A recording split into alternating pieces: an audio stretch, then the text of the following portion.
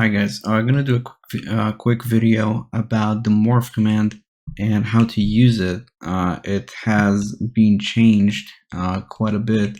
So what we have at the moment is morph, which is like the main command, and then we have some sub commands. We can morph our mount. We can reset if we change our visual, and we can morph the target, which is the old morph command. We used to have .demorph, which is now gone. It is now morph reset.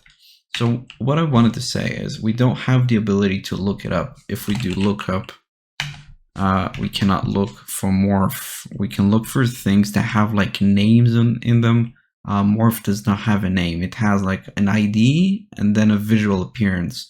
It doesn't have a name. Nothing in, at least not in 3.3.5, doesn't have a visual with the name for it, except for spells. But that too is like for the name of the spell, not for the visual that it has around it. So that's a bit problematic because people tend to ask, how do you morph into this and this and this, like a Morlock or something? And if you don't know the ID, you cannot help them. You cannot say like, just look it up. I mean, you could look over the internet, like some people might have documented it, and that's fine. But you don't necessarily have the ability unless you have the ID. So what people usually do, I mean, what people, bored people on private servers usually do when they buy, for example, VIP or whatever, they tend to explore all the options that they have. One of the ways to explore it is, obviously that's a huge amount of time, but it's just morph 1, 2, 3, 4, 5. Sorry, morph target 1, 2, 3, 4, 5, and just increase it by 1 all the time until you find something that you like.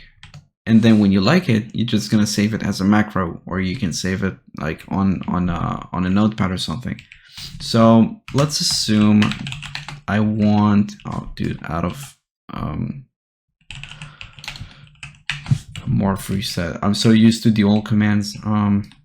So if I like this morph, for example, I can do, if it's a creature, obviously, NPC info. And then I can see here a bunch of information about it. I see that it has a database guide, current guide, all that type of stuff. Doesn't matter, not important. Creature entry, also not important. This is only how I do NPC add 724. This is the only thing that it's helpful for.